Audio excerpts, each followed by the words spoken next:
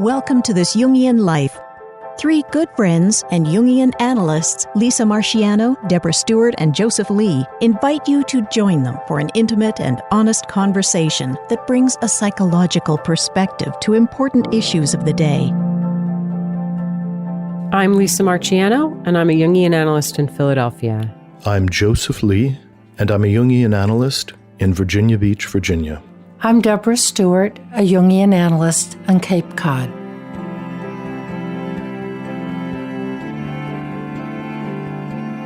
Today on the podcast, we are so excited to have with us Chloe Valdary, who is the founder of the Theory of Enchantment, which is an anti-racism program that is informed by Jungian frameworks. So Chloe is up to all kinds of interesting things. She has her own podcast. And what's the name of your podcast, Chloe? It's called The Heart Speaks. Great. The Heart Speaks. We will, of course, have links to her program, Theory of Enchantment, and her podcast and other things as well in the show notes. But Chloe, welcome. And I'd love to sort of give you the floor and hear more about your interest in Jung and how you came to it and how Jungian thought has shaped your views on life, on racism, on anything else. Yeah, thank you. Thank you to you both so much for having me. I consider it to be a real blessing and privilege to be on this podcast, especially because the writings and works of Carl Jung have influenced my thinking in so many ways, have enriched my thinking in so many ways. I think I came across Jung really for the first time in 2020. So what a time to really be exposed to Jung. Prior to that, I was always interested in, let's say, the sort of Joseph Campbell-esque way of looking at pop culture and looking at archetypes within pop culture. But then I found Jung. I don't remember how, but I started reading different books by Jung. I got the Red Book. The Red Book is in my office, actually. And from there, I started also to become intrigued by many of his colleagues, such as Helen Luke, Marie-Louise von France, Marion Woodman, etc., especially those women who wrote about womanhood and the pursuit of womanhood through a particularly Jungian lens struck me as both distinct from some of the kind of current discourse in feminism in general, but also it struck me as very rich again and helpful in terms of thinking about not only womanhood, but the idea of the masculine and the feminine and projection and shadow work and all of these things.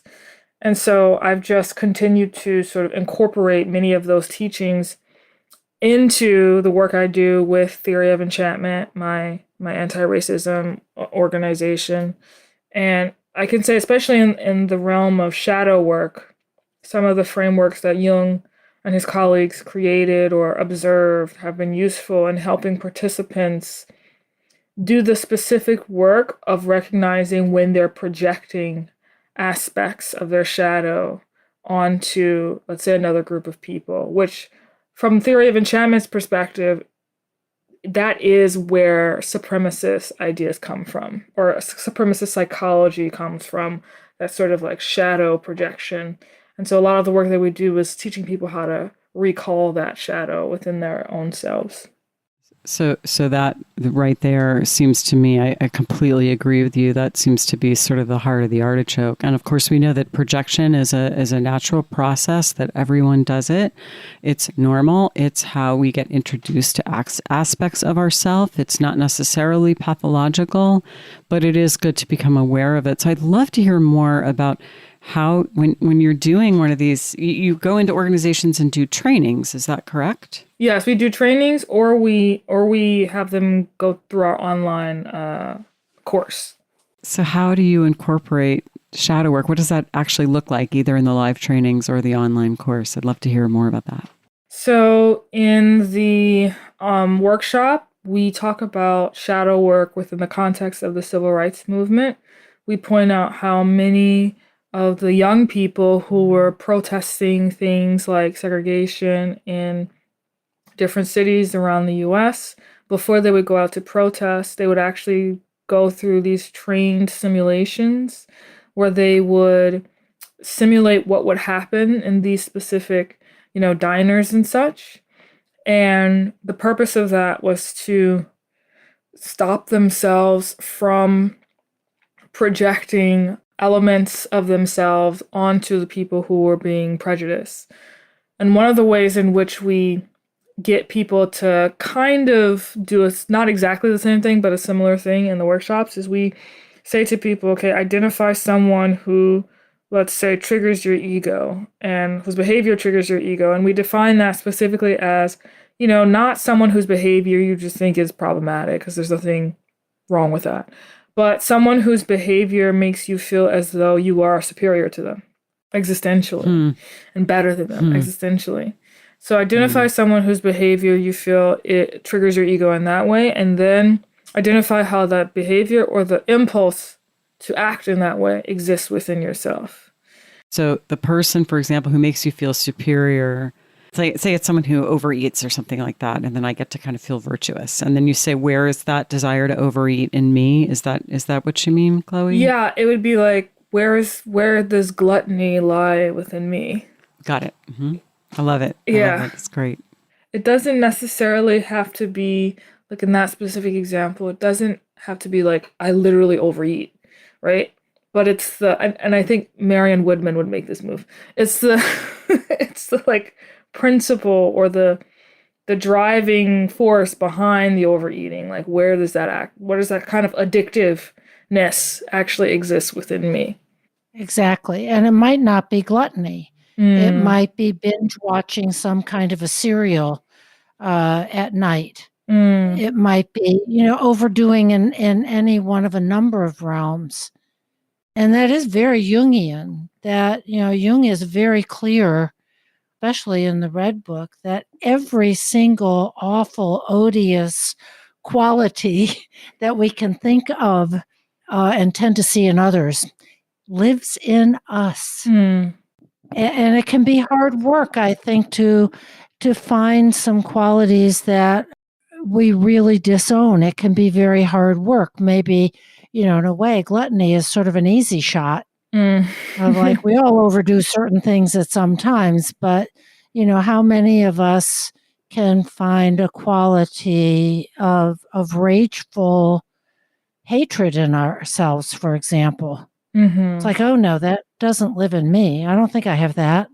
But in the unconscious, everything is there. That's part of what makes us human. Doesn't mean we have to act on it, but it is there as potential. And I'm really curious, how do workshop participants respond to this? And what do you see or know or imagine about how an exercise like that, what effect that has, for example, on, let's say, the climate within an organization in terms of something like race? Well, that particular exercise is, it comes at a certain point in time in the workshop. So by that point, I would say the participants have been primed to do that kind of work. And how it affects an organization within the context of race and racism, I think it just gets people to be able to start noticing when they're triggered. And, for me personally, it's like a somatic experience. I can feel it in the body. For other people, it might be something else. But it just starts to train them to try and notice these things so they're not happening unconsciously, right? Sort of like bringing consciousness to the dark. So can I put you on the spot and say, like you say, when it happens for you, it's somatic. Can you share maybe a time when you've seen it happen in you? Yeah, like I have been triggered by someone being super assertive, and this is a little bit different in the sense that I recognize that like assertiveness was something that I wanted to have, but I wasn't taking full responsibility for it, which is number one, how it was in my shadow, and number two, why I was triggered by it. I can totally relate to that exact thing, actually. Yeah. I'm curious to hear more about how you came up with your theory, your program, and it's such an intriguing name. The theory of enchantment, and we don't usually put enchantment and anti-racism together. Yes. So there's a long sort of story. I'll try to sum it up somewhat for you. My major in college was international studies. I specifically was focused on the Israeli-Palestinian conflict. The reason why I was focusing on that conflict was because I grew up as a Christian, but observing many Jewish customs, I guess you could say. So I grew up as a Christian going to church on Saturday. I grew up as a Christian doing Yom Kippur and Rosh Hashanah. And so I had an allergy to anti-Semitism as a result. And that translated for me into what I perceived to be this unfair collective attack on Israelis, at least culturally. So I wanted to get involved in that. So I had a pro-Israel organization in college, and I did Israel advocacy for a number of years. And as I grew and learned and made mistakes in that entire sort of domain, I realized that there was a difference between polemics and literature in terms of approaching conflict resolution. Polemics, or I guess you could say politics, is a very zero-sum either-or framework, whereas literature, the language of literature, is all about, teasing out the juiciness and the richness of the human condition, and in this case, as it pertains to both the Israeli and Palestinian communities. So I was sitting with that dichotomy when I graduated from college, and after that, I moved to New York and got a job at the Wall Street Journal. And at the Wall Street Journal, worked on a thesis on how to make basically conflict resolution approaches vis-a-vis the Israeli-Palestinian conflict reflect that more literary framework. At the time, I was reading a lot of Amos Oz, famous Israeli, author. Again, the language that he used to describe these two communities was far more compassionate than you would get in a political framework. And so this began this whole, questing of like, well, how do you love? Like, how do you actually love? How do you teach people how to love? How do you learn how to love? And that's where I started to ask my question, well, what are people already in love with? And can I learn something from that? And that's where I started to study like pop culture, brands like Disney and Beyonce and Apple, and see if there's like a common theme in all of these brands that people gravitate towards on a religious level in many cases. And I found that all of these brands were like creating content where we saw ourselves and our potential reflected back at us. And that's why we gravitated towards, especially like, I think something like Nike, like the whole Just Do It moniker. Like we wear this brand and we think that we can overcome X obstacle. Every Disney film is like a motif for the human condition, and then this imperfect, flawed character goes through a series of quests and tests and then becomes the hero. So there's this pattern by which people, at least from a narrative, especially Disney, would start to open up to themselves and the world around them through this sort of heroic process making. And I found that fundamentally enchanting. Something to do with the language of delight, right? Like delighting in something. And I think that enchantment is an interesting contrast to enlightenment, right? Enlightenment is all about like the bright light. Whereas I think enchantment is actually about the interplay between light and dark. Oh, that's lovely. And there's a place for darkness in enchantment. There's a necessary place for darkness in enchantment. And enlightenment is this sort of linear thing, right? We're moving toward this ultimate goal. Whereas in enchantment, there's this kind of constant interplay or something. There's more of an interplay. There's like the yin-yang visualization that I get when I think of enchantment. I am going back to the questions that your exploration led you to about, what do we already love and where is the love in this process? And certainly somebody like Martin Luther King included it very much in his process. Mm-hmm. If I'm understanding you correctly, do you have a method for operationalizing love? Because I can't think of anything the world needs more. Well, I certainly hope I do. I mean, it's a learning process, but yes. So there are 3 foundational principles for a theory of enchantment, and they are teach people like human beings, not political abstractions, criticize to uplift and empower, never to tear down or destroy, and try to root everything you do in love and compassion. And the 3rd principle is really the culmination of the first 2. And we talk about in our workshops in our online course, talk about how Dr. King specifically talked about agape love, this Greek Christian term that is essentially a kind of love, a metaphor for which is like a parent's love for a child.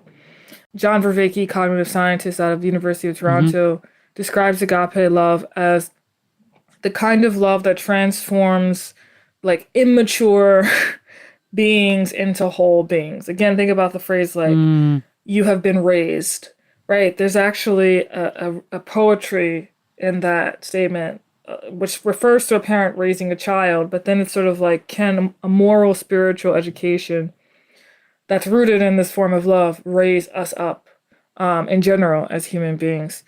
So yes, we try to operationalize it by teaching people how to embody those 3 principles. But agape love is a specific type of love we're really trying to grapple with in the work that we do. You know what I love about your work? Oh, there's so much I love about your work. But one of the things that's coming up for me now is it's really about sort of the cultivation of these virtues, which I think is something that our culture doesn't usually engage in. There isn't this sense of kind of constant disciplined introspection and work on continuing to see if we can embody some of these virtues. It's a little bit more of a sense of maybe correcting what other people are doing. It's kind of the opposite of outrage, I think, is kind of virtue cultivation.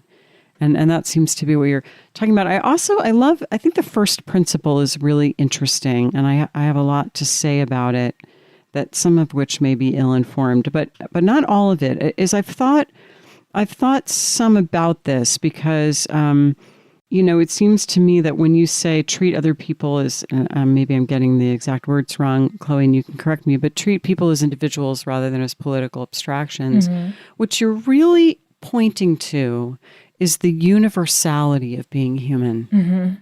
And you've already kind of touched into that, I think, with your interest in myth and story and sort of what is sort of fundamental to the human experience. Of course, there's sort of vast differences in us all, but that level is so important, I think, and it's so, frankly, moving. And it was extremely important to Jung. And frankly, I've thought about this in terms of how it relates to my profession of therapy, because if we can't assume a universality to being human, then there's no point in having a psychology because we can't, there's nothing we can say about the human psyche if there's no universality.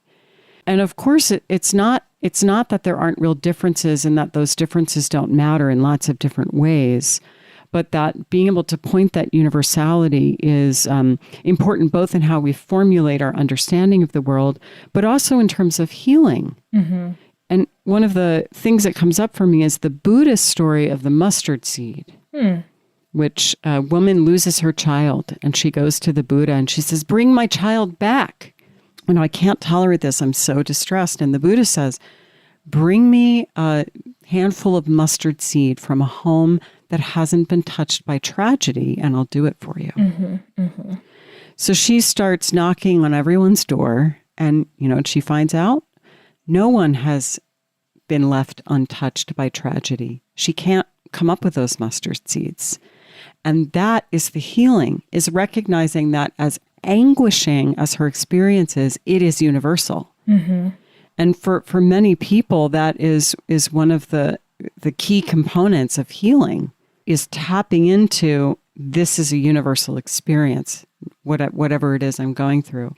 So I think it's really such an important place to start from in many ways. And it seems to me that there are some messages out in the culture that sort of deny that universality. So, for example, you were talking about this exercise that you do around projection. Well, as we said, and we've said it before on the podcast, projection's universal. Mm-hmm. It's not just that some bad people out there project. It's that we all project. Yeah. Having that pointed out to us might make us feel a little defensive, might make us feel a little ashamed. Maybe we're not so open to seeing it. But hearing someone say, yeah, and this is what everyone does, this is normal. Mm-hmm. You know, there's something you can do about it, and you should, recognize that it can be harmful, but it doesn't make you a bad person, and it doesn't make you different from anyone else. Mm-hmm. That everyone does this. So I just think there's so much, even in just that simple statement that you start off with. Yeah. What's striking me right now as I'm listening to you speak, I want to talk about this specific part about suffering, actually, that you pointed out with the story of the Buddha and the mustard seed and the woman with the mustard seed. So Dr. King said that unearned suffering is redemptive.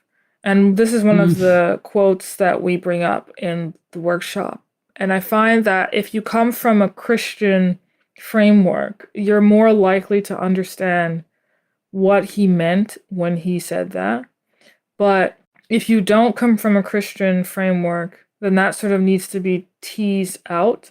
And of course, Helen Luke talks about this also in The Way of Woman, where she speaks about how there's two ways to respond to suffering. We can either bear it consciously, or we can sort of deny it, or even resent it.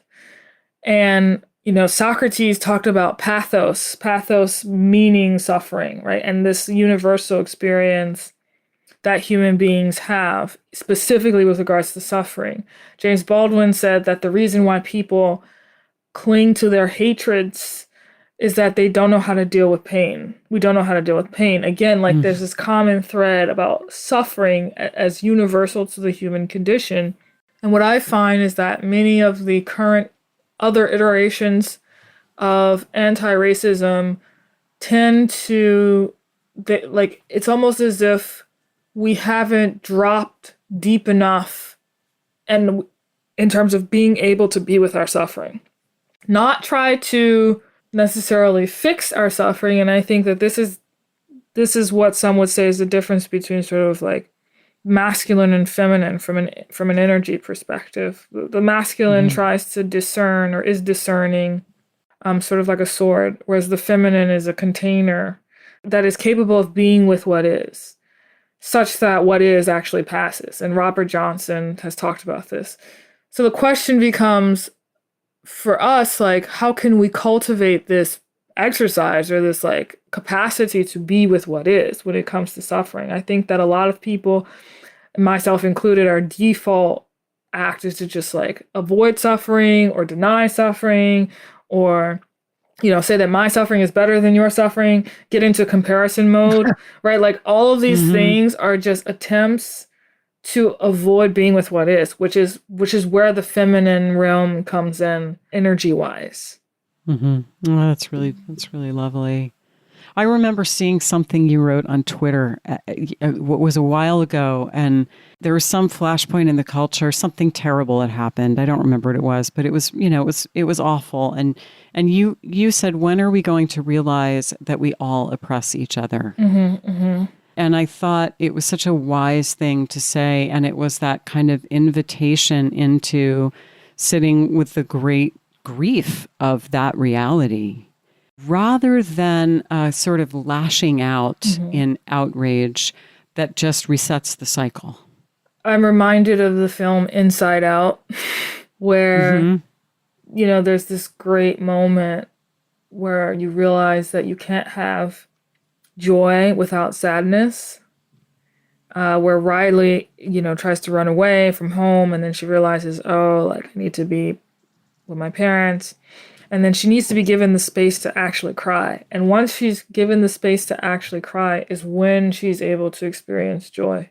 we still haven't internalized the lesson of that film, which is that sadness is actually necessary for growth. Yes.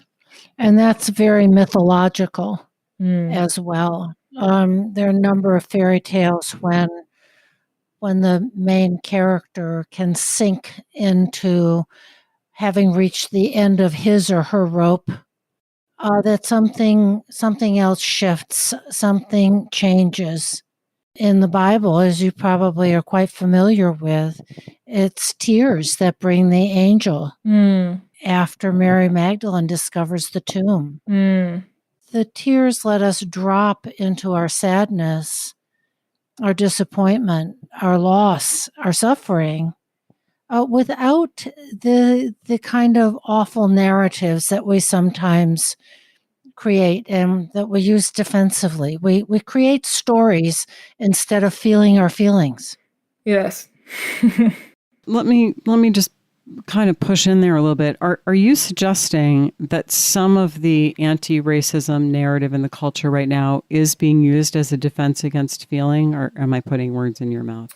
I think on some level, yes. I think that many of the anti-racism frameworks out there, the emotional resonance that they're sitting with is resentment. And yeah, I get it. I feel resentful from time to time also. Resentment is a normal human, reaction, a normal human experience. And Dr. King specifically taught that we have to develop a spiritual discipline against the politics of resentment. That was key to the civil rights movement. And this is connected to his statement that he made in the I Have a Dream speech, where he said unearned suffering is redemptive. Wow. There's a through line between those two. Because yes, there is. If you're in resentment, you haven't, and I'm using sort of these vertical metaphors, but you haven't dropped into sorrow. If you're still in resentment, you haven't dropped into the blues tradition, right? Which is, I always say this quote from Albert Murray, but it's so brilliant and insightful. He was this, jazz and blues critic. He said that the blues is about love. The idea is that by singing the blues, you get rid of the blues as such. That's when I hear that, I hear Marianne Woodman saying, learn how to be with what is. And listen, I'm saying all these things. It is very difficult for me to do these things. Right? It's very difficult for me to practice these things. So I just want to say that from the outset. And my intuition is that there's a place that we can go as a society that we've never been before if we allow ourselves to drop into that. I love what you said about Martin Luther King talking about, how did you put it, a sort of psycho-spiritual defense against resentment. And it seems discipline, a discipline and a practice. Okay. It seems like part of what he's intimating there is that one has to develop a relationship with that which is larger than ego in order to kind of have that defense against resentment, which I think is actually absolutely true. And it's what Jung said, is that, an encounter with the innuminous heals. And again, very easy for us to say, very easier for some people to say than others too, by the way. It also sounds very lovely. And in fact, sort of on the ground and in practice, it might be actually quite brutal and painful. Yes. And usually is. Well, what I think is really very encouraging, your words about it's a discipline and it's a practice. It's something we can do. It's reachable. It's doable. There are steps involved, behavior. So it makes it, brings it right down to the ground level of, we can choose to give it a try. We can choose to practice. Like we practice all kinds of things in our lives. Why not this? It doesn't have to be, something numinous, something that, all of a sudden there's a big epiphany. Right. Everybody can give it a go. Yeah, I've as of 2020, I've really started thinking more in terms of the language of practice and ritual. And I do think that there are many reasons for this, but in our hyper digitized world, we can be less inclined to think about these things in terms of practice and in terms of a participatory sort of lens through which to experience reality. because it goes back to this idea about cultivation. And then there's a focus inward rather than, as you imply, sort of like just checking Twitter all the time and ginning up outrage instead of, okay, what do I need to do in here today? Yeah, and that can be very hard because these platforms, they induce our dopamine. They sure do. Receptors. So it can be very, very difficult. So you were talking about frameworks that are maybe sort of framed up around resentment or sort of start from that place. And of course, resentment tends to breed more resentment. It's very hard to unspool that and kind of wind it back. I don't know, maybe I'll be clobbered for this, but I remember the first time that I saw Robin DiAngelo's book, and the title is White Fragility. And my first thought about it was, I hadn't read it. I didn't know anything about it. I was like, I get it. Of course, I know she's talking about this kind of like defensiveness, this sort of, inability to take any criticism. I mean, the phrase conveys something real that I could immediately relate to. And my immediate thought, though, was, but isn't it human fragility? Aren't we all capable of being, defensive like that and getting into our little corner and not wanting to allow anything in? And this goes back to my musings about the importance of universality. That's an important place to start from. That we're all sort of humans having a human experience. When her book came out, I was actually very resentful.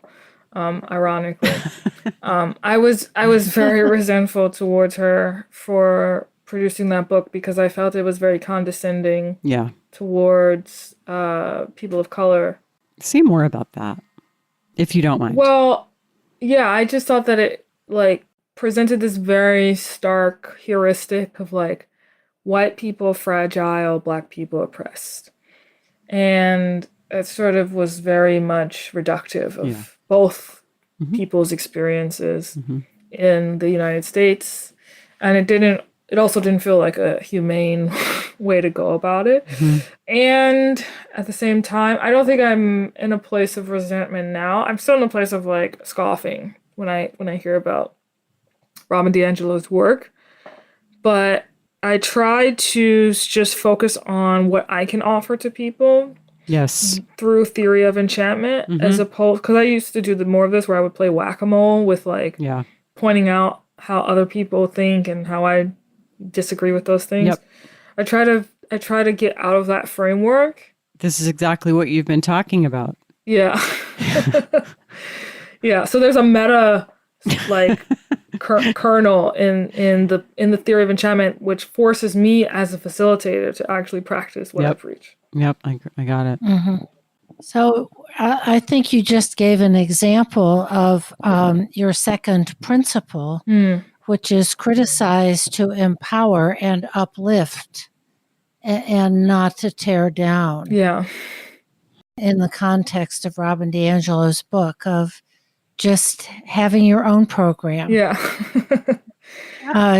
You don't have to, you don't have to defend or argue or justify. And you don't have to compete, right? That's the zero-sum thing. Right. But you can be in the feminine relationship to it, which is, I'm going to offer what I can to the world. Yeah, it's shifting from this. And obviously, I think many people, like Helen Luke would say that we need the masculine and the feminine to balance each other out. But when they're balanced, they take on completely different roles, actually.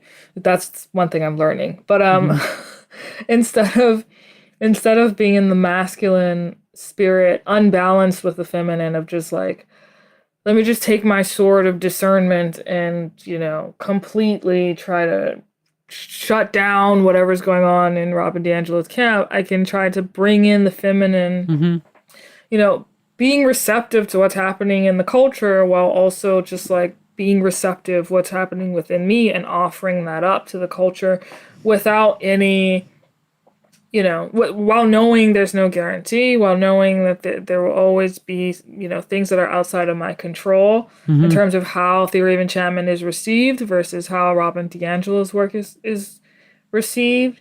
So yeah, again, I'm not always successful in practicing in that way, but that's where I want to be. I want to give you a chance to kind of toot your horn a little bit. Can you tell me about some of the successes that you've had with theory of enchantment, or what people have said, or what? Just tell me about some of the good things about it. Yeah, thank you for asking that. There have been people who have said that like theory of enchantment was the only framework that kept them sane in 2020 and stopped them from like hating their neighbors. There have been people who've said, you know, I hadn't spoken to my brother-in-law in like months, and then I did theory of enchantment and I reached out to my brother-in-law. So definitely seeing a lot of like, there's like a lot of discord in different spaces, interpersonally, you know, institutionally, and then people go through theory of enchantment and there's like, okay, I want to do the active work of bringing harmony into this space.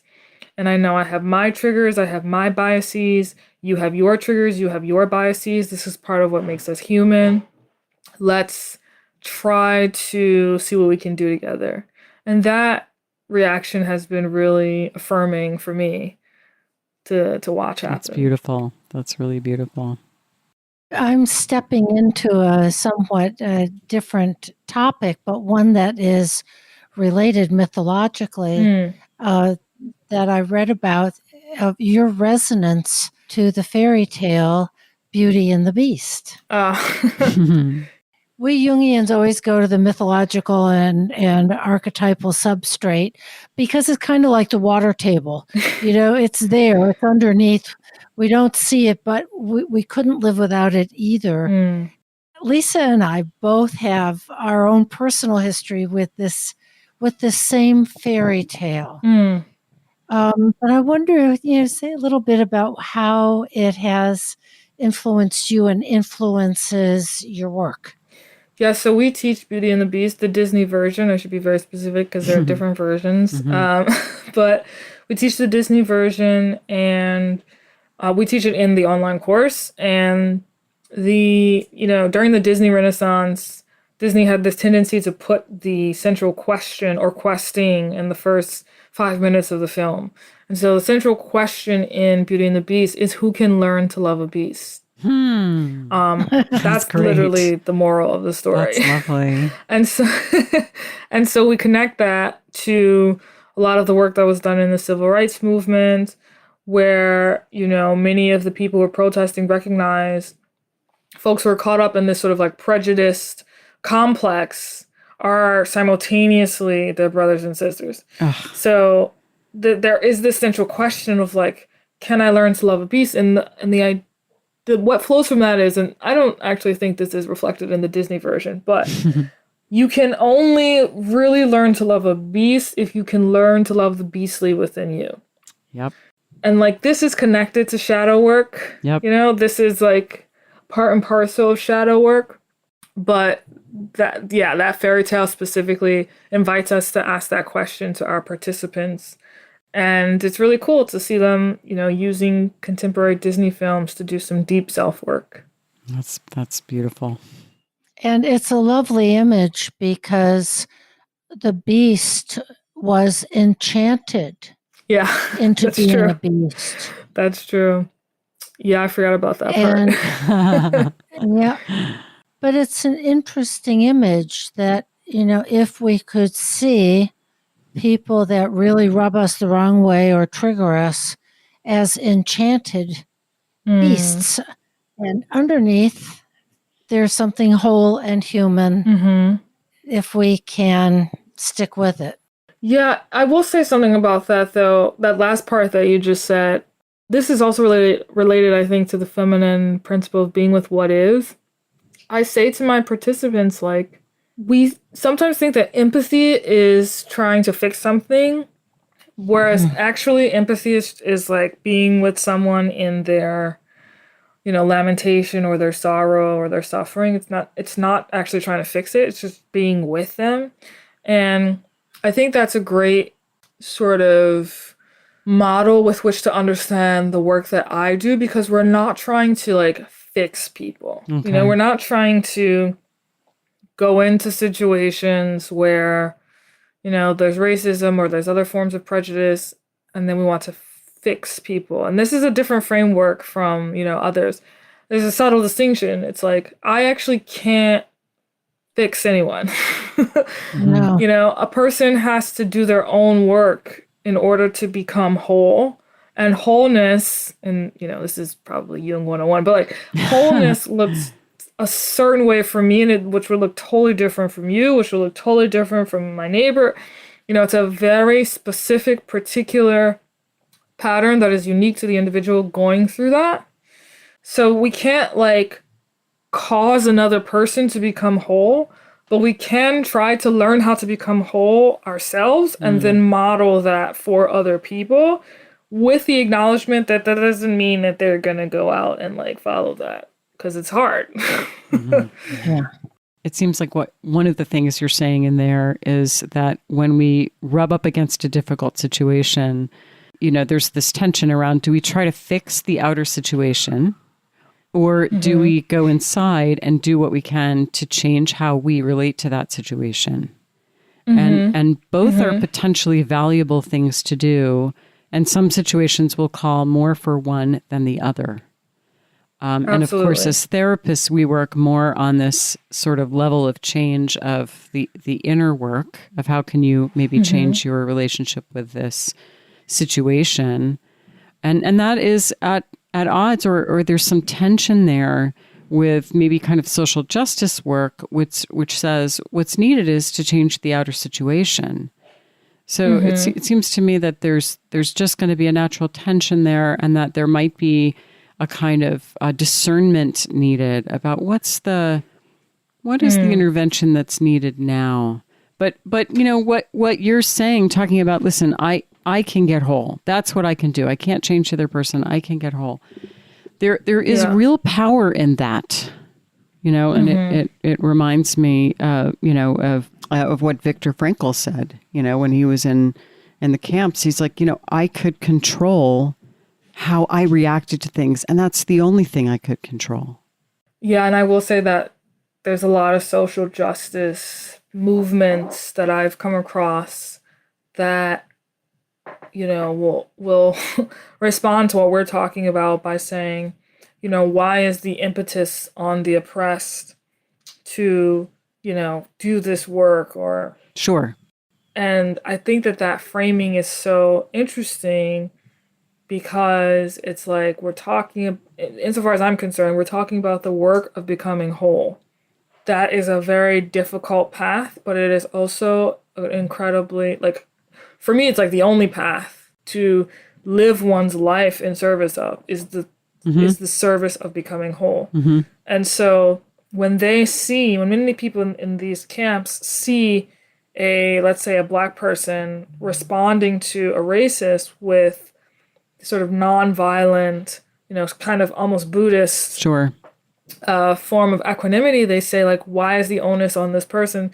Whereas I'm not seeing it in that framework. I'm seeing, a person who is whole is going out and confronting someone who's not whole. And there's sort of truth in both approaches. I just want to say, there is some truth in that kind of outrage that the burden should fall upon those who are oppressed. But it's maybe just important to hold both potential perspectives. I think that I just came out of this training where I was asked to hold like the perspective of me giving my opinion, but also the perspective of a facilitator simultaneously. And it was such a skill set that I haven't mastered yet.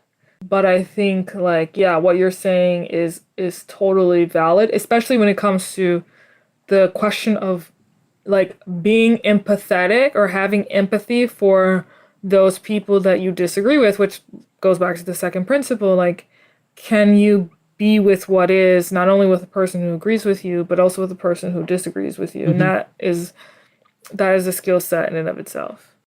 I'm going back to this whole conundrum and reality of the inner world and the outer world. And, kind of reflecting on what you said, Lisa, about Viktor Frankl, who was in a concentration camp in Germany under the most horrific conditions. And what he was able to do was to find a kind of internal freedom for himself in these, just unbelievably cruel circumstances. So to me, it kind of points to something, you were saying, Chloe, about the feminine and being comfortable with what is, but also finding a home within oneself. And then there is the external world, our social environment, where indeed things are not fair. Mm-hmm. That's just the truth, and we all know it. Yeah. We can look at hundreds of situations in history and around the world today where things are not fair. But I feel the hope in what you're doing, which is, you have yourself. Mm-hmm. Nobody can take that away from you. And you can always find some way to deepen, to grow. And that may sometimes be the only path available to us. Mm-hmm. And what a path that is, right? Because so many of our cultures' deities are people or principles who embodied that path. Think of the West. Think of people like Jesus and Socrates, and these are people who specifically, I would argue, modeled that path, which is why we revere them in the first place. Yeah. Just switching it up a little bit, one of the things that I think is so cool about theory of enchantment is the way you fluidly move between these very deep philosophical or psychological ideas and pull in popular culture. You pull in the Disney movies, you pull in songs. Just talk a little bit more about that, if you don't mind. I have a love of DJing, and I like to DJ in my spare time, and I view DJing as a kind of archetype. This capacity to synthesize between different soundscapes is precisely what I'm trying to do in Theory of Enchantment in a sort of somewhat different form. And my whole philosophy is like, if wisdom is timeless, then we should be able to find wisdom in contemporary forms. So if you're searching for that with an eye towards that, it's like, I could teach you Stoicism through the lens of Marcus Aurelius, and I could also connect that to how Stoicism shows up in The Lion King, which does show up in The Lion King. That's there's great. like so much in The Lion King, right? That's quite a connection from Marcus Aurelius to The Lion great. King. Yeah. And then you might actually experience each of those completely differently because I made the connection for you. So it helps sort of like what was considered to be old artifacts, I think, come alive in a new way for people to make these connections between the old and the new. It also helps people relate to things that they may not have otherwise even considered. Like they may have considered them just like ancient and therefore irrelevant. But one of the things I think Theory of Enchantment is trying to do is like revivify these foundational aspects of Western civilization, and not just Western civilization, Eastern civilization. There's elements of Christianity that are part of the Theory of Enchantment, but there's also elements of Taoism and Buddhism. It's like wisdom traditions. It's wisdom traditions, yeah. And there's those wisdom traditions continue to be expressed in our contemporary pop culture, even if we're not fully aware of that. We've circled back around to the universality that undergirds your theory of that these are human universals that exist in the past from someone like Marcus Aurelius. They are major parts of major religions, philosophers. You've mentioned literature, all the way to Beyonce and music and being a DJ. Yes. But I find it very accessible and welcoming and fun. that it's everywhere. Yeah, it's everywhere. This is not some esoteric sort of abstract thing. Yeah. It's really a life principle. And it's interesting. I'm thinking of something you said earlier, Deb, about that made me think of a book by Robert Johnson that I'm almost finished, where he talks about romantic love. And the book is We, and I started reading this book and mind blown. I would assign this book in every, chance I could get. But basically what he argues is that like there's, where the history of romantic love comes from, comes from the 12th century, comes from this French sort of poem tradition known as the Roman, and how that intersected with this specific, I guess, pre-Christian pagan sect called the Cathars, which I think is where we get the term catharsis from, by the way. But the Cathars were promoting this belief system where like a knight would relate to a woman, a knight would court a woman, but the knight actually wasn't courting the woman for marriage or for sex. It was a purely like divine experience.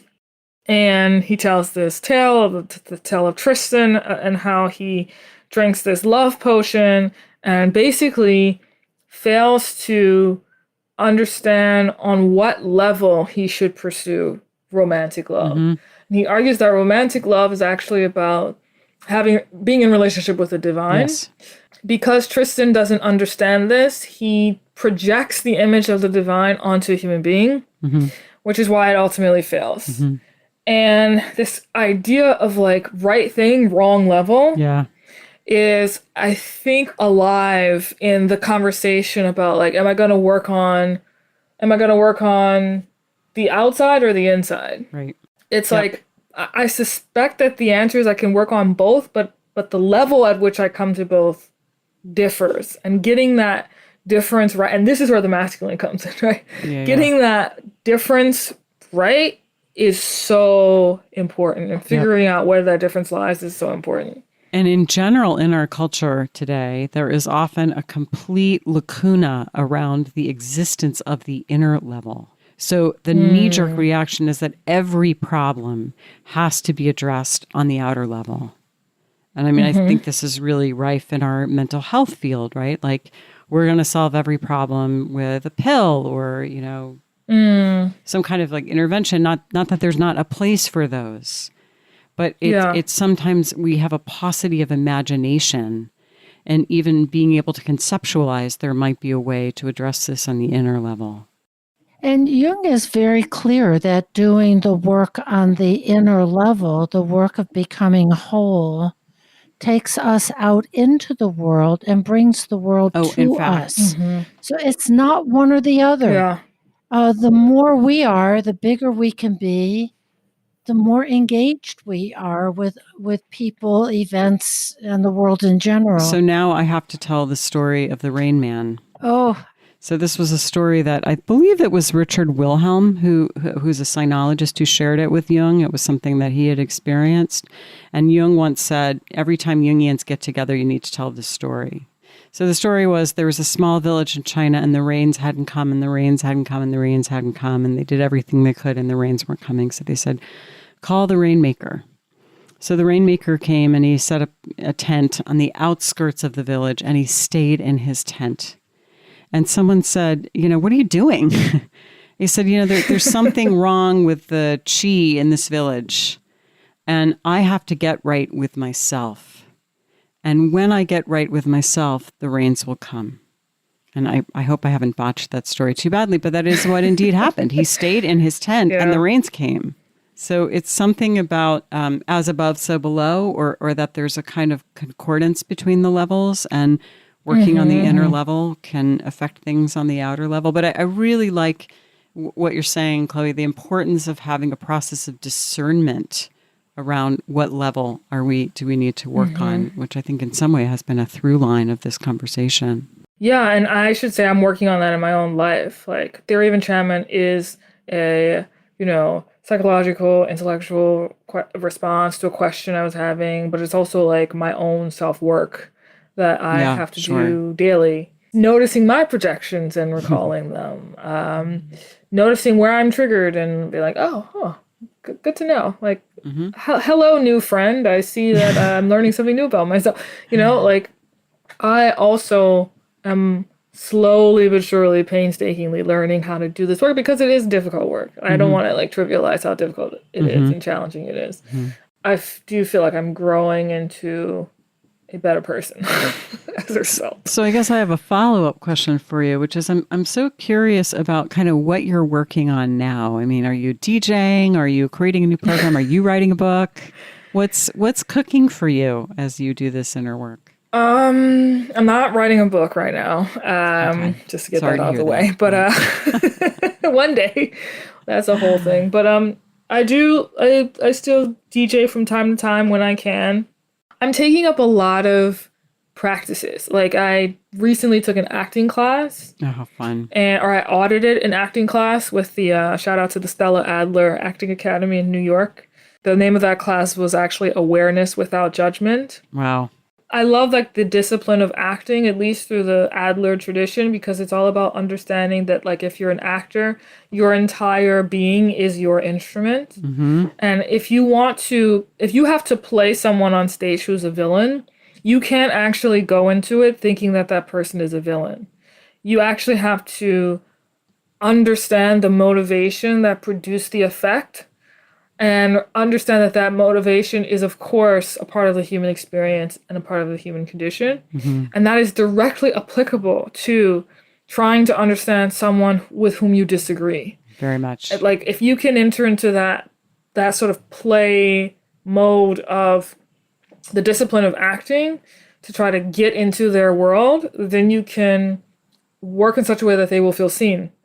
And just that move will 9 times out of 10 tends to transform the outer world. I'm taking another class with an organization called Resetting the Table, which is like similar, but bringing that framework into political divides. Wow. And that is different in the sense that it's all about not simply talking about what's universal, but talking about naming difference, but like in a way that is not, triggering for people in a way where like, let's hold the difference. Again, I think that's another aspect of like being with what is. Doing Theory of Enchantment, I have my podcast as well, and simultaneously getting as many practices under my belt so I can get better at what it is I'm trying to teach. That sounds fascinating. Will we see you treading the boards someday soon? I hope so. I hope so. Is there anything that we haven't asked you about that you'd like to bring to us today? I have a slight book addiction, and many of the books that I've bought are like about Jung and Jung's work, and again, all of these other women who were his colleagues. So if you have any like favorites of that world's books that I should know about, I would welcome that. Yeah, I noticed that you have a book addiction. I mean, you already mentioned one of my great favorites, which is Marie-Louise von Franz. She's one of my great loves. And are you familiar with James Hollis? I haven't read James Hollis yet. I know the name, but I haven't read him yet. I think a lot of the people you've mentioned, Marion Woodman and Robert A. Johnson, Joseph Campbell for sure, and I would add James Hollis and James Hillman, have been instrumental in bringing Jungian ideas to the world. And of course, the other thing that we place a huge emphasis on is dreams. Right. That we have our waking lives and our egos and all that good stuff. And then there's another whole level to us every single night that we call dreams. And that is a way of really becoming curious, becoming more whole, and simply, if nothing else, realizing that there is something underground, underneath, that is alive, that has direction, that speaks to you every night. I think the practice of and the discovery of how much more there is to each and every one of us is huge. I know many, many years ago in my first analytic encounter, my analyst wanted to do dreams, and I thought, well, okay, I guess one of us has a good idea here, so I'll go with it. And it took a long time before I kind of really got the feeling and something momentous, something alive, something very real in me that kind of tethered me to myself in a new way. And it wasn't that I understood all my dreams. Yeah. That work within is also part of it. And there are, of course, lots of books on dreams. And if you liked a couple others in that same vein, there's a book called Divine Madness by a Boston-based analyst. His name is John Hewell, Haule, that I love. And then another similar book, which again I just love, is by Jan Bauer, and it's called Impossible Love: Why the Heart Must Go Wrong. It's a beautiful book. And then, of course, another favorite of mine is anything by Linda Leonard. And she's written a bunch of books. She's written a book about romantic love called On the Way to the Wedding. She's written a book about, it's just beautiful. It's just one of my favorites. So, she's written a book on creativity, and she's written a book about kind of the wounded feminine, and so The Wounded Woman is the title of the book, and she's just brilliant. So, so those are a couple of my top favorites. Thank you. Yeah. I will definitely add to the growing book collection. I have a book by James Hillman. I just haven't gotten to it yet. I think it's the one. I think it's by him. The Ghosts in Our Lives. I think that is that Hollis. The Hauntings is that the one? Yes. Hollis Hauntings. Yeah. Yeah, I have that book. I haven't. Oh, he's great. Yet, but he's just great. There's so many good books.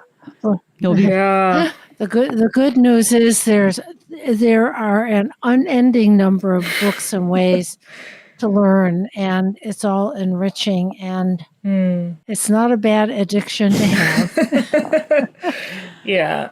I just have to find enough space for these books. That's the question. But yeah, it's not bad. That can be a challenge. It's not the worst. I will say, I did start recording my dreams actually. I think last year maybe, or earlier this year. Yeah. I often don't know what's going on in them, but I did start recording them. I'm on that journey to a certain extent as well. Well, Chloe, thank you so much for joining us today. This was a fascinating conversation. We'd love to have you back sometime because, again, I think there's so much we didn't cover, but we will certainly put in the show notes where people can reach you, but you want to just tell us your website as well right now? Yeah, people can check out theoryofenchantment.com. That's where you can learn all about the framework. And also, I guess, the Heart Speaks podcast is on all streaming platforms, YouTube, Spotify, Apple Podcasts, great, etc. Thanks so much. Thank you.